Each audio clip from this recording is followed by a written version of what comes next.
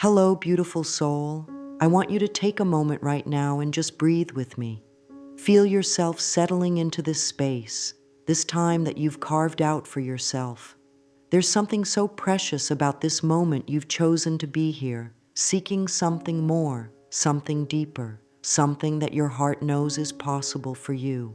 I know you're here because somewhere inside you feel it, that feeling of being held back, of being stuck, of wanting to break free but not quite knowing how. Maybe it shows up as that heaviness in your chest when you wake up in the morning, wondering if today will be different. Maybe it's that voice in your head that tells you all the reasons why you can't have what you truly want. Or perhaps it's that sense of walking through life feeling like you're wearing invisible chains, holding you back from the joy, the love, the abundance, the peace that you know in your heart you deserve. You are not alone in this feeling, dear one.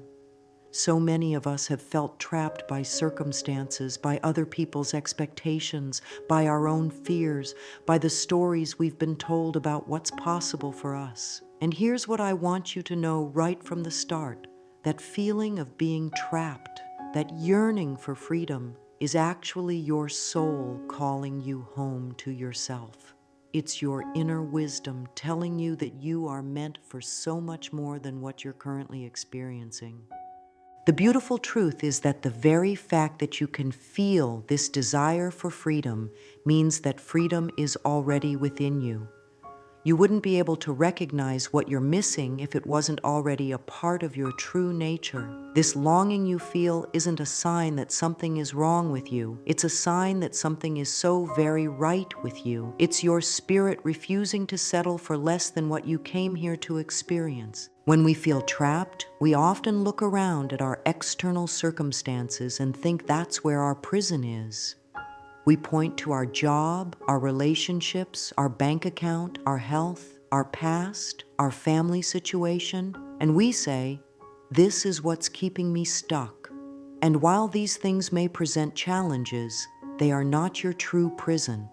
The real chains that bind us are much more subtle, much more invisible, and ironically, much easier to break once we understand what they really are. Your true freedom doesn't depend on changing everything around you first.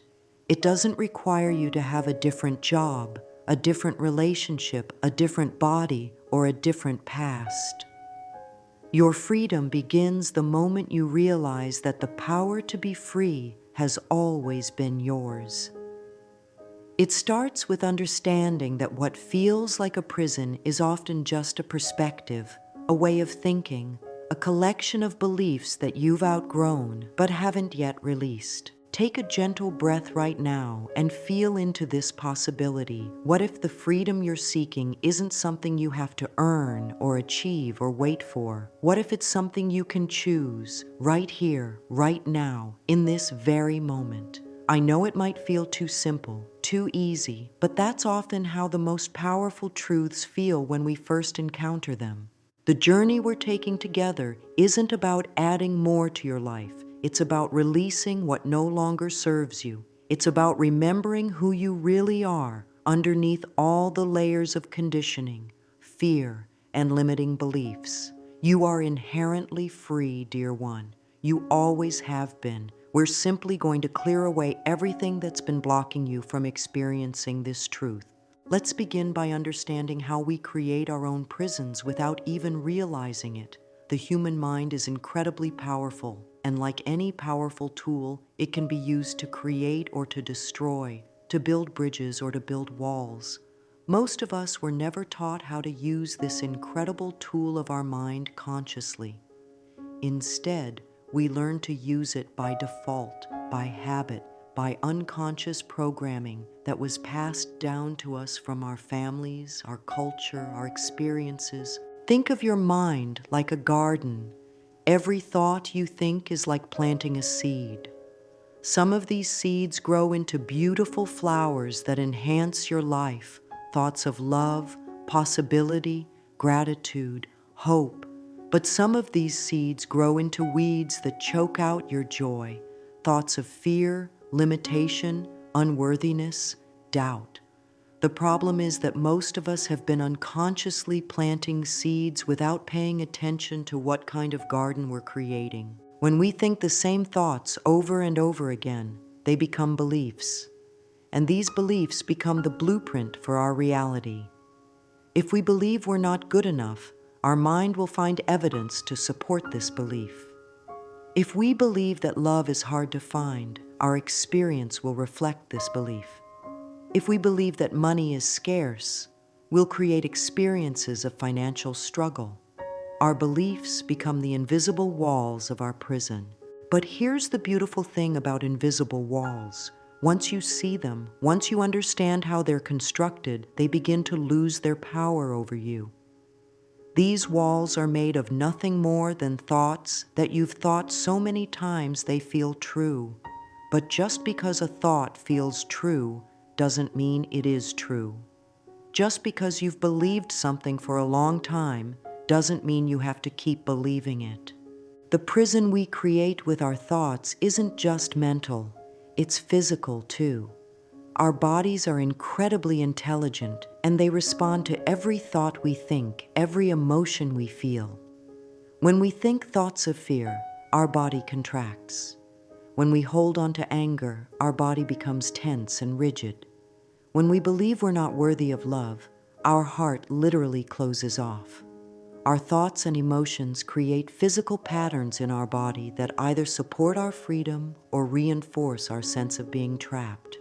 This is why you might notice that when you're feeling stuck in your life, your body feels stuck too. You might feel heavy, tired, tense, or disconnected from your physical self. You might find it hard to breathe deeply, or you might carry tension in your shoulders, your jaw, your stomach. Your body is simply reflecting back to you the state of your inner world. The wonderful news is that this connection between mind and body works both ways. Just as your thoughts can create physical tension, changing your thoughts can create physical freedom. Just as your beliefs can make your body feel heavy, shifting your beliefs can make your body feel light and alive again. Your body wants to support your freedom. It's designed to be your ally in creating the life you desire. Many of us learned early in life that our worth depended on being perfect, on pleasing others, on achieving certain things. We learn to ignore our own needs, our own feelings, our own desires in order to fit in, to be loved, to be accepted. We built walls around our authentic selves to protect us from rejection, from disappointment, from pain. These walls served us once upon a time, but now they've become our prison. The patterns that keep us trapped often begin as survival mechanisms. The child who learned to be invisible to avoid criticism. The teenager who learned to rebel to maintain some sense of identity. The young adult who learned to achieve and accomplish to feel worthy of love. These patterns helped us navigate our early experiences, but they weren't meant to become permanent ways of being. Now, as we've grown and evolved, these old patterns no longer serve us.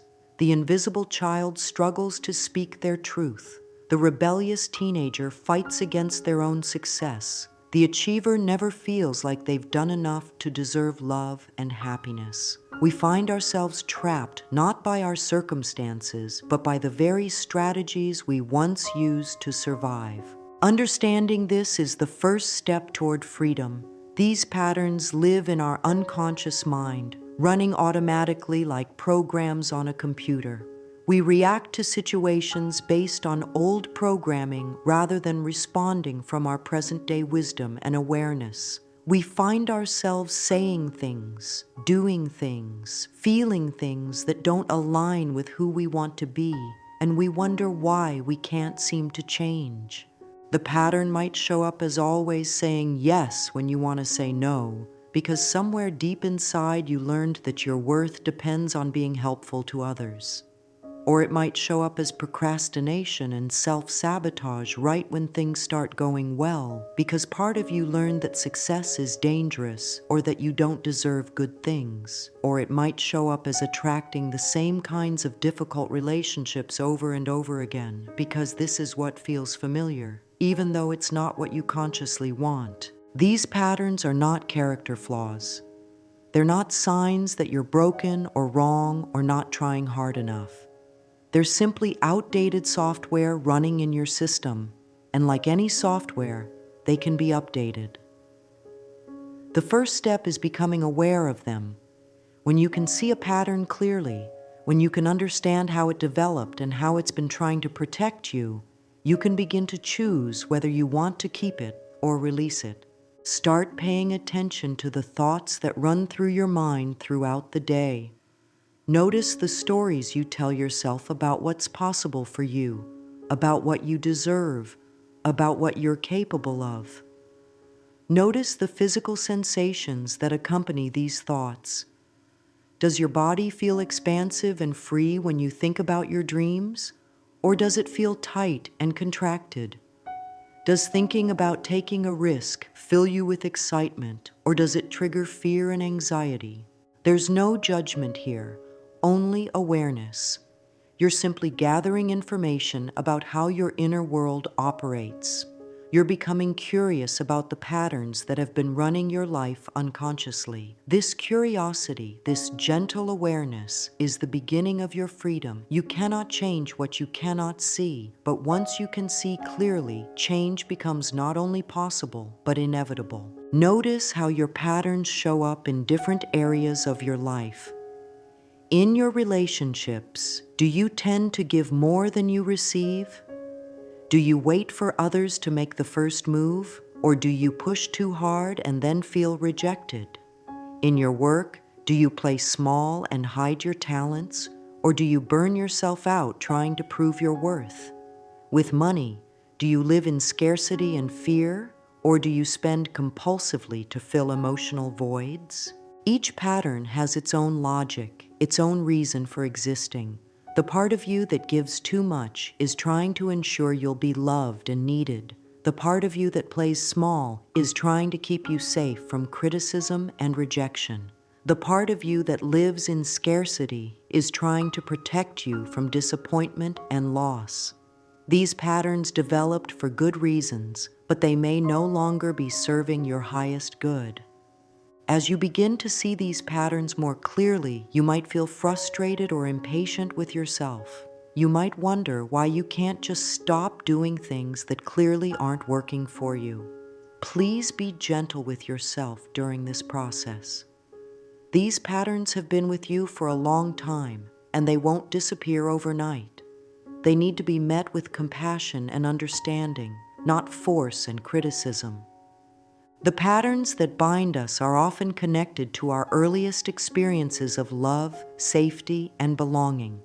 A child who felt they had to be perfect to receive love will carry this pattern into adulthood, constantly striving and never feeling good enough. A child who felt they had to take care of others' emotions will become an adult who struggles to honor their own needs. A child who felt they couldn't trust others to be there for them will become an adult who has difficulty with intimacy and vulnerability. These early experiences created neural pathways in our brain, emotional patterns in our body, and belief systems in our consciousness. They became our normal, our familiar, even when they're painful. Breaking free from these patterns requires patience, persistence, and most importantly, self-compassion. You're not trying to fix yourself because you're broken. You're updating your inner software because you've outgrown the old version. There's something I want to share with you now that might be the most important key to your freedom. It's something that many people resist at first because it seems too simple, too difficult, or both at the same time. But once you understand its power and begin to practice it, everything in your life begins to shift. This key is forgiveness, and it's not what most people think it is. When we hear the word forgiveness, Many of us immediately think about forgiving others who have hurt us. And yes, that's part of it. But the forgiveness I'm talking about goes much deeper. It includes forgiving yourself for all the ways you think you've failed, all the mistakes you think you've made, all the times you've been less than perfect. It includes forgiving life itself for not turning out the way you expected. It includes forgiving your parents, your past, your circumstances, and even forgiving the world for being imperfect. Forgiveness isn't about saying that what happened was okay. It's not about excusing harmful behavior or pretending that painful experiences didn't matter. Forgiveness is about freeing yourself from the emotional chains that keep you connected to past hurts. It's about choosing your peace over your pain. It's about recognizing that holding on to resentment is like drinking poison and expecting the other person to get sick. When we don't forgive, we carry the past with us everywhere we go. We replay old hurts in our mind like broken records. We feel the anger, the sadness, the betrayal over and over again as if it were happening right now. This emotional baggage becomes part of our identity. We become the person who was abandoned, who was betrayed, who was treated unfairly. And from this identity, we create more experiences that match what we believe about ourselves and the world. The resentment we hold creates a frequency, an energetic vibration that attracts more experiences to resent. When we haven't forgiven our ex-partner for betraying us, we approach new relationships with suspicion and walls up, often creating the very betrayal we're trying to avoid. When we haven't forgiven our parents for their mistakes, we either repeat their patterns or rebel against them so strongly that we limit our own possibilities. When we haven't forgiven ourselves for past failures, we sabotage new opportunities because we don't believe we deserve success.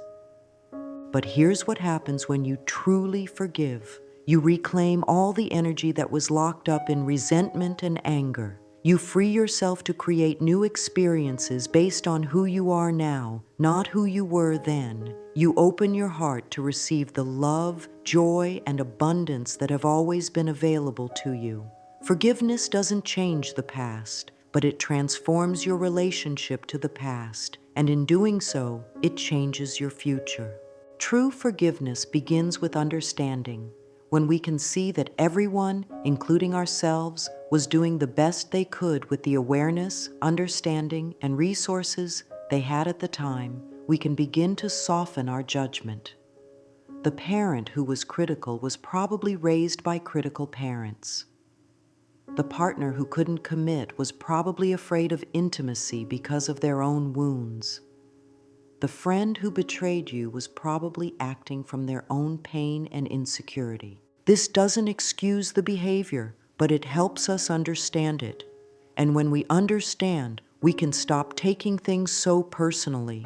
We can see that what others did to us says more about them than it does about us. We can recognize that their actions came from their own wounds, their own fears, their own limitations. This perspective doesn't minimize your pain, but it helps you see that you weren't targeted because of some flaw in you. You were simply in the path of someone else's unconscious behavior. The same compassionate understanding applies to yourself.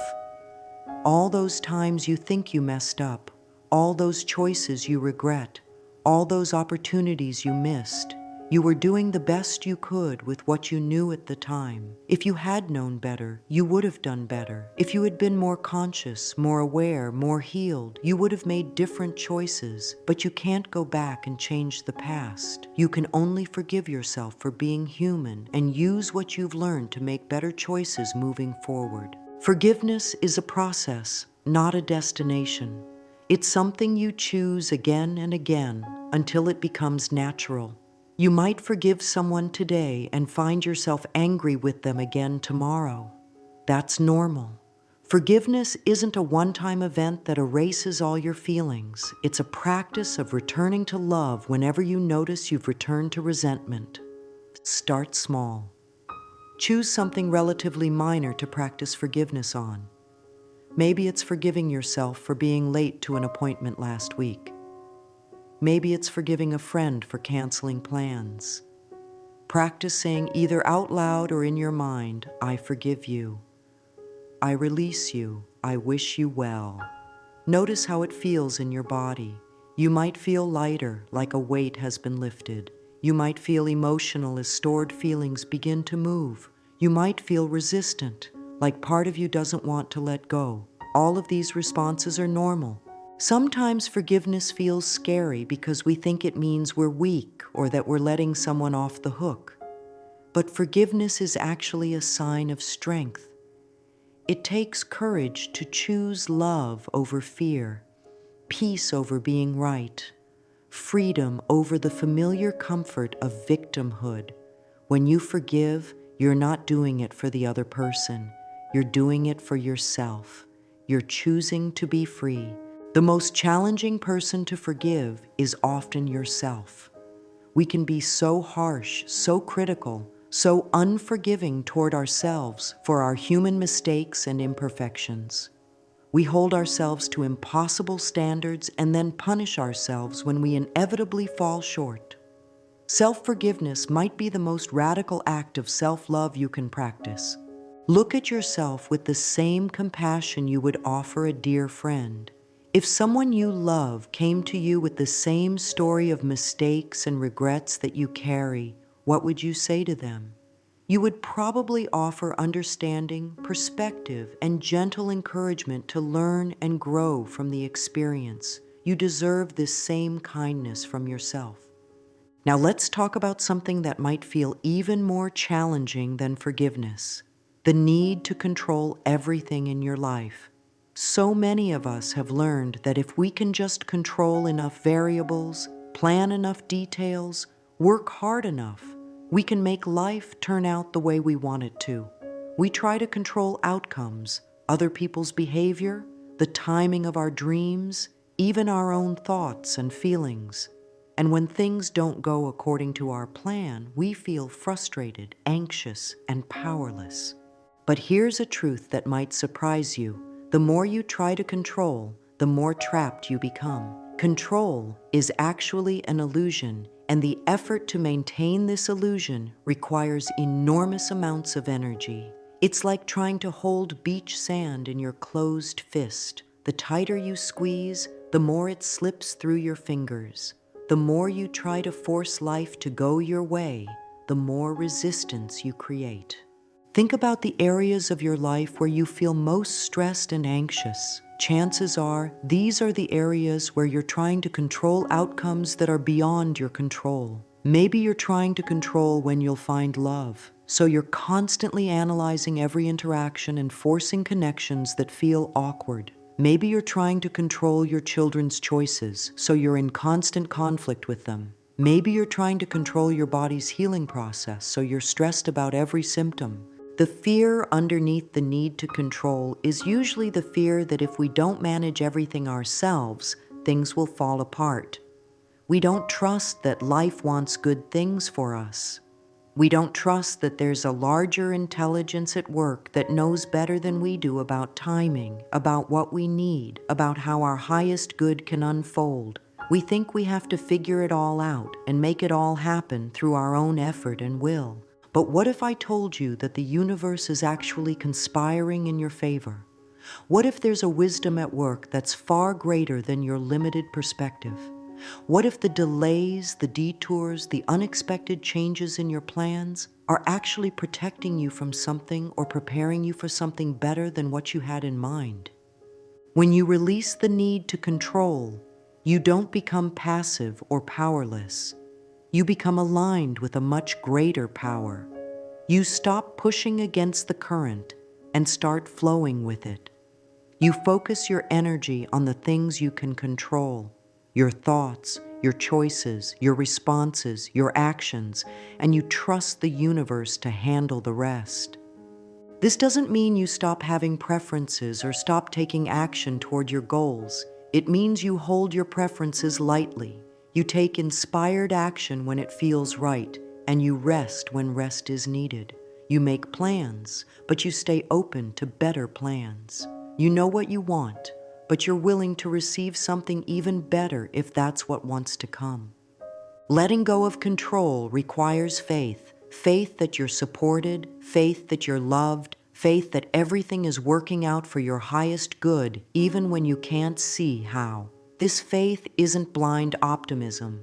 It's a deep knowing that comes from experience, from noticing how often things work out better than you could have planned them yourself. Start practicing this letting go in small ways. When you're stuck in traffic, instead of fighting against it, take a deep breath and surrender to the timing. Maybe this delay is protecting you from an accident. Maybe it's giving you time to listen to that song on the radio that your soul needed to hear. When a plan falls through, instead of immediately trying to force it back together, pause and ask what wants to happen instead. The practice of surrender doesn't happen all at once. It's a gradual letting go, like slowly opening your fist and allowing the sand to fall naturally through your fingers. Each time you choose trust over control, peace over pressure, flow over force, you become a little more free. And this brings us to the foundation of all freedom, loving yourself. Not the kind of love that's conditional on your achievements, your appearance, your performance, or your perfection. The kind of love that simply exists because you exist. The kind of love that sees your worth as inherent, unchangeable, absolute. Most of us were not taught how to love ourselves. In fact, many of us were taught the opposite. We learned to be our own worst critic, to focus on our flaws, to push ourselves harder, to never be satisfied with who we are or what we've accomplished. We learned that self-love is selfish, that we need to earn love through our actions, that we're only as good as our last success. This lack of self-love becomes the foundation of every prison we create. When we don't love ourselves, we accept treatment from others that we wouldn't wish on our worst enemy. We stay in relationships that drain us, jobs that diminish us, situations that hurt us because we don't believe we deserve better. When we don't love ourselves, we become people pleasers, perfectionists, or rebels, anything but authentically ourselves. But when you truly love yourself, everything changes. You make different choices because you value your well-being. You speak up for yourself because you believe your voice matters. You set boundaries because you know you're worth protecting. You pursue your dreams because you believe you deserve to be happy. Self-love becomes the foundation for every other kind of freedom. Self-love isn't about thinking you're perfect or better than others. It's about accepting yourself as you are while still growing and evolving. It's about treating yourself with the same kindness you would show a beloved friend. It's about celebrating your uniqueness instead of trying to fit into someone else's mold. One of the most powerful practices for developing self-love is mirror work. This might feel awkward at first, but I encourage you to try it. Look into your own eyes in the mirror and speak words of love and encouragement to yourself. Start simple. I love you. You're doing the best you can. You are worthy of love. I believe in you. Watch how your mind responds. Notice if there's resistance, if there are voices that say these words aren't true. That resistance is normal. You're reprogramming years of negative self-talk. Be patient with yourself. The goal isn't to immediately believe every positive thing you say. The goal is to start replacing the harsh inner critic with a loving inner supporter. Over time, these new messages will begin to feel true because you're creating new neural pathways of self-acceptance and love. Pay attention to how you talk to yourself throughout the day. Would you speak to a child the way you speak to yourself? Would you talk to a friend the way you talk to yourself when you make a mistake? Most of us have an inner voice that's incredibly harsh and unforgiving. But you can choose to change this voice. You can become your own best friend instead of your own worst enemy. Start catching yourself when the inner critic gets loud. Instead of believing every critical thought, question it. Ask yourself, is this thought helpful? is it true? Is it kind? Often you'll find that the critical voice is just repeating old programming, old messages you absorbed from others who didn't know how to love themselves either. Replace criticism with curiosity. Instead of berating yourself for making a mistake, get curious about what you can learn from it. Instead of judging yourself for having certain feelings, get curious about what those feelings are trying to tell you. Instead of attacking yourself for not being further along in your growth, get curious about what small step you could take next. Self-love creates the perfect foundation for what we're going to explore next. The incredible power you have to consciously choose new beliefs that support your freedom. You see, every belief you carry is simply a thought you've thought so many times that it feels true. But just because something feels true doesn't mean it has to stay true. You have the power to choose new thoughts, to nurture new beliefs, and to create a new reality based on these empowering new patterns of thinking. Most of our beliefs were formed when we were very young, before we had the wisdom to question whether they were actually true or helpful. A child who was told they were too sensitive might grow up believing that their emotions are a weakness. A child who struggled in school might grow up believing they're not smart enough. A child who watched their parents fight about money might grow up believing that money causes problems in relationships. These beliefs then shape every experience we have as adults. But here's the beautiful truth. You are not stuck with the beliefs you inherited or developed unconsciously. You can examine each belief and ask yourself, does this belief serve my highest good? Does it support my freedom and happiness? Does it reflect who I want to be and how I want to live?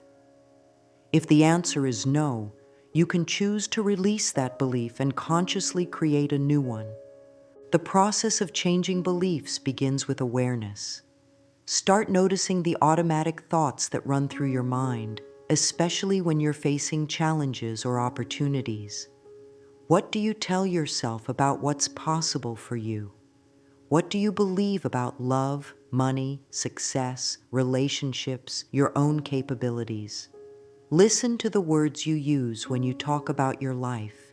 Do you say things like, I never have enough money, or good things don't happen to people like me, or I'm just not lucky in love? These seemingly innocent statements are actually powerful declarations that instruct your subconscious mind to create experiences that match these beliefs. Your subconscious mind doesn't judge whether a belief is good for you or not. It simply works to make your outer experience match your inner beliefs. When you believe that money is hard to come by, your subconscious will guide you toward choices and actions that create financial struggle. When you believe that you're not worthy of love, your subconscious will sabotage relationships or attract partners who can't fully love you. The wonderful news is that this same process works in reverse. When you consciously choose empowering beliefs and repeat them consistently, your subconscious mind will begin to create experiences that match these new positive expectations. This is where affirmations become such a powerful tool for transformation. Affirmations are not just positive thinking or wishful thinking. They are conscious declarations of the truth you want to create in your life. When you say, I am worthy of love and respect, you're not just hoping this is true. You're choosing to make it true by aligning your thoughts, feelings, and actions with this new belief. You're instructing your subconscious mind to look for evidence that supports this truth and to guide you toward experiences that confirm your worthiness. The key to effective affirmations is to choose statements that feel like a stretch but not a lie. If you've never had money and you try to affirm, I am a millionaire, your mind will reject this as untrue, and the affirmation won't be effective. But if you affirm, I am learning to manage money wisely, or I am open to receiving abundance in all forms, your mind can accept these statements as possibilities, and they can begin to create change. Start with affirmations that address your core limiting beliefs.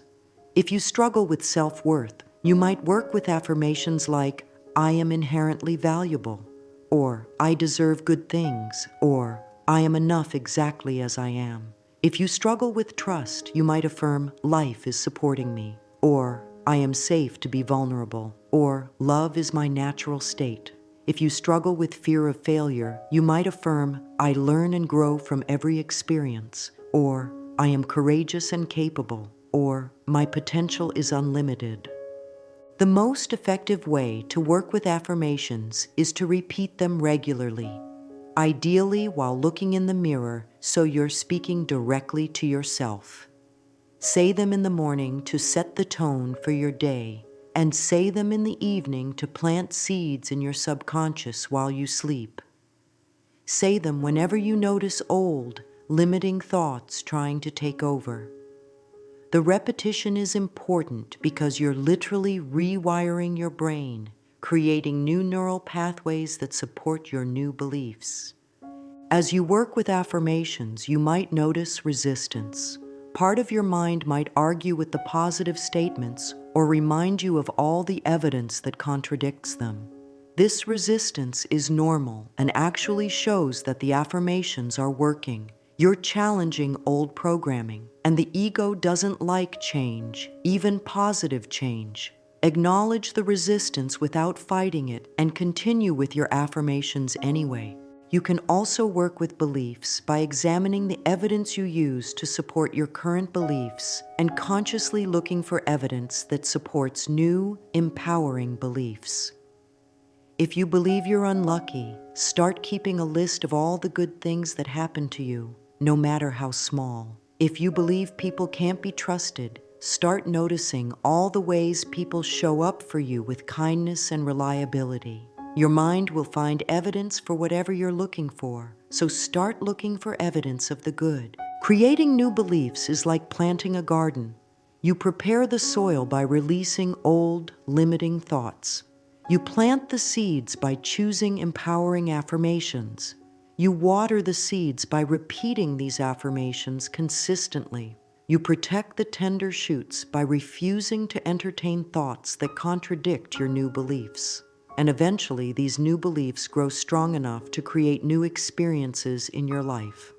Now let's talk about how to maintain this new sense of freedom through daily practices that support your continued growth and liberation.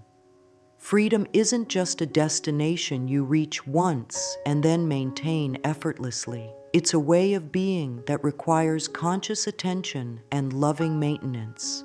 Just like physical fitness requires regular exercise, emotional and spiritual freedom requires regular practice.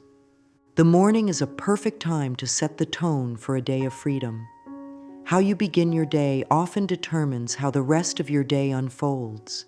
Instead of immediately reaching for your phone or rushing into the demands of the day, give yourself a few moments to connect with your intention to live freely. This doesn't have to take a long time. Even 5 minutes can make a significant difference.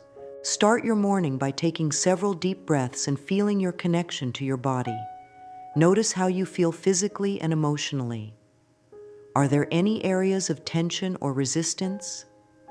Breathe love and relaxation into those areas. Remind yourself that you have the power to choose how you respond to whatever this day brings. Set an intention for how you want to feel and who you want to be throughout the day. This is also a beautiful time to speak some affirmations, do a little mirror work, or simply tell yourself something loving and encouraging. You might say, "Today I choose freedom and joy," or "I trust myself to handle whatever comes my way," or "I am open to all the good that wants to come to me today." These positive messages help program your subconscious mind for a day of empowered choices. Throughout the day, practice checking in with yourself regularly. Are you breathing deeply or holding your breath? Are your shoulders relaxed or tense? Are you present in this moment or lost in worry about the future or regret about the past? These check-ins help you stay connected to your body and your truth rather than getting lost in unconscious patterns. When you notice stress, fear, or other challenging emotions arising, instead of pushing them away or getting caught up in them, practice the pause. Take a breath, acknowledge what you're feeling without judgment, and ask yourself, what would love do in this situation? Or, how can I respond from my highest self rather than react from my wounds? This pause creates space between stimulus and response, and in that space, you have the power to choose freedom. Evening time is perfect for reflection and release. Before you go to sleep, take a few moments to review your day. Celebrate the moments when you chose love over fear, presence over distraction, authenticity over people-pleasing. Acknowledge yourself for the ways you practiced your new beliefs and supported your own freedom. This positive reinforcement helps strengthen the new patterns you're creating. Also take time to forgive yourself for any moments when you reverted to old patterns. Remember, you're in a process of growth and change. There will be times when you fall back into old habits, and that's completely normal. The key is to treat these moments as learning opportunities rather than failures. Ask yourself what you can learn from the experience and how you might choose differently next time. Use the time before sleep to plant positive seeds in your subconscious mind. As you're drifting off to sleep, your brain waves slow down and your subconscious becomes more receptive to new programming.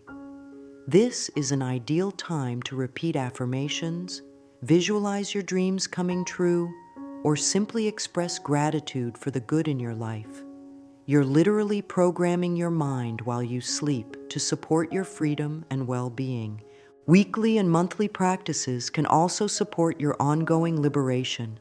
Set aside time regularly to journal about your growth, your challenges, and your insights. Writing helps you process experiences and gain clarity about patterns you might not notice otherwise. Ask yourself questions like, where did I feel most free this week? And what old patterns am I ready to release? And what wants to emerge in my life next?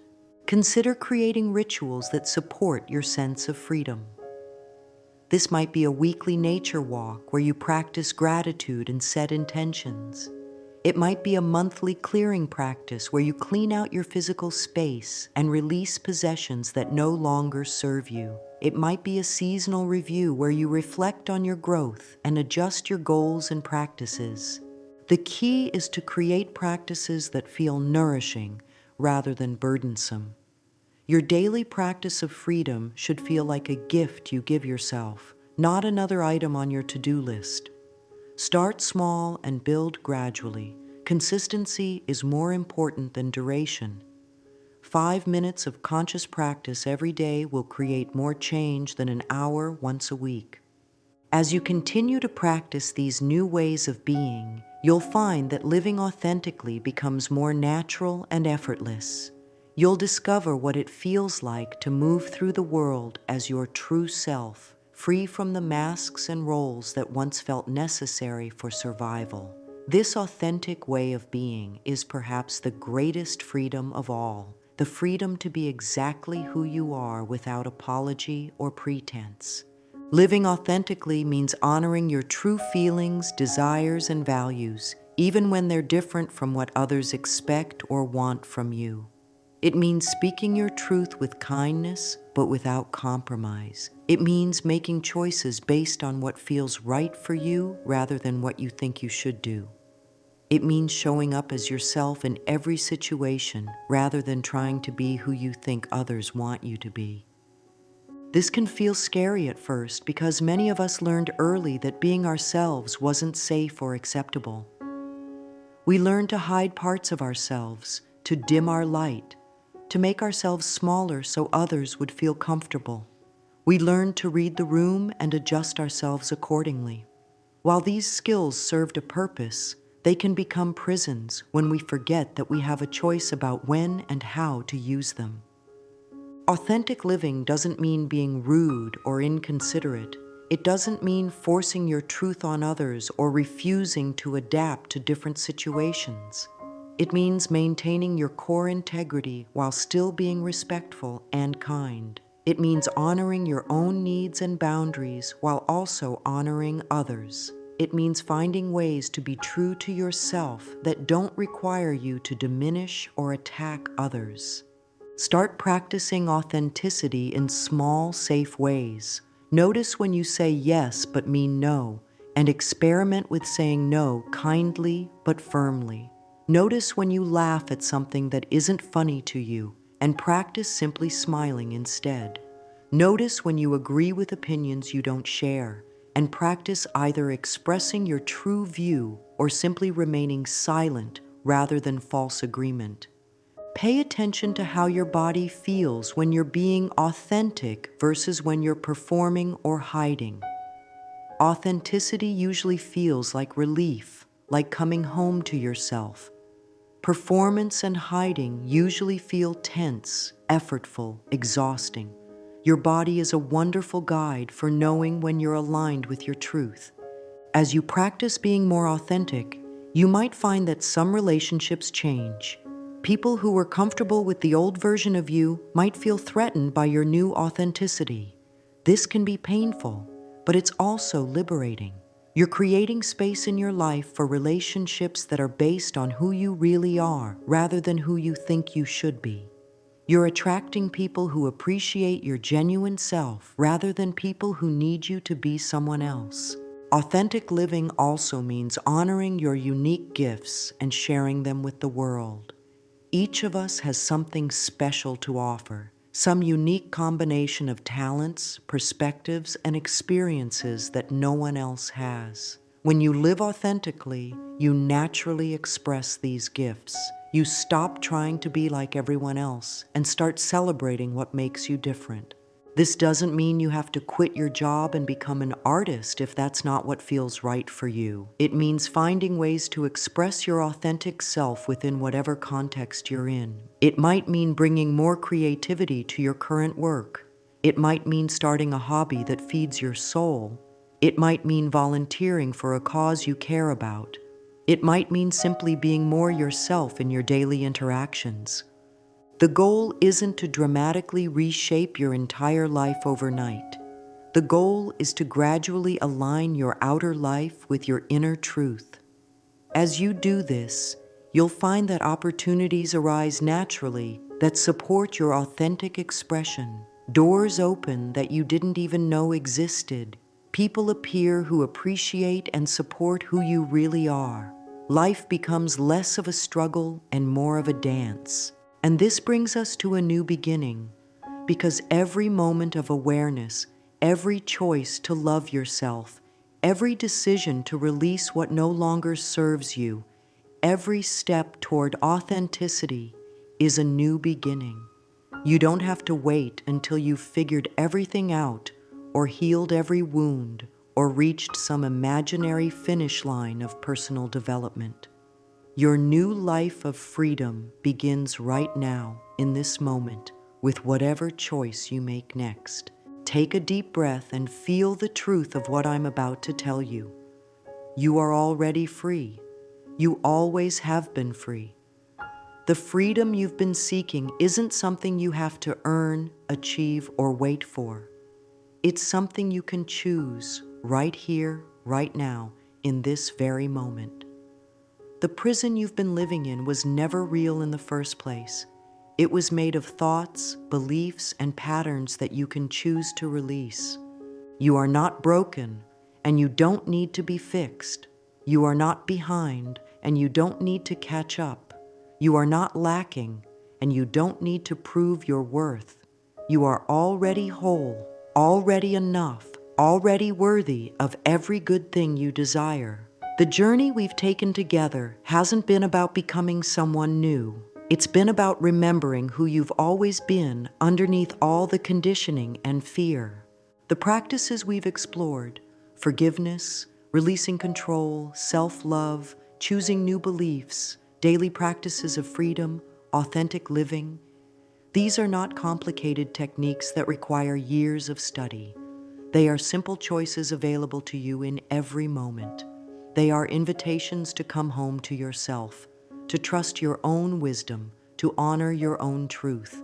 You have everything you need within you right now to live the life you truly desire. You have the wisdom to make good choices, the strength to handle whatever comes your way, the love to heal any wound, the creativity to solve any problem. You are more powerful than you know, more resilient than you can imagine, more loved than you could ever comprehend. As you go forward from this moment, remember that freedom is not a destination, but a way of traveling. It's not something you achieve once and keep forever, but something you choose again and again, moment by moment, day by day. There will be times when you forget, when old patterns resurface, when fear tries to convince you that you're not really free. That's okay. That's human. Simply remember this moment, remember these truths, and choose again. Your freedom is a gift, not just to yourself, but to everyone whose life you touch. When you live freely, authentically, lovingly, you give others permission to do the same. You become a living example of what's possible. You become a light in a world that sometimes feels dark, hope for those who feel hopeless, proof that transformation is always possible. The world needs your authentic self. It needs your unique gifts, your special perspective, your particular way of loving and creating and contributing. Don't keep us waiting any longer. Step into your freedom.